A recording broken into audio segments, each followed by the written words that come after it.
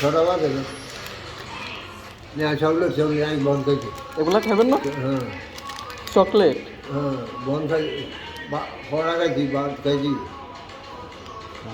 Chocolate খাইতে মন চাইতেছে। গেছে না ভাই?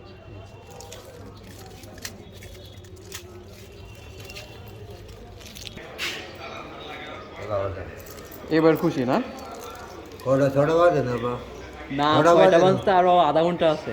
তো ঘটনা কি, কেক দিলাম কেক খাইলেন না, লজেস খাবেন কেন? চলা যায় না। ফিরে দিতাম।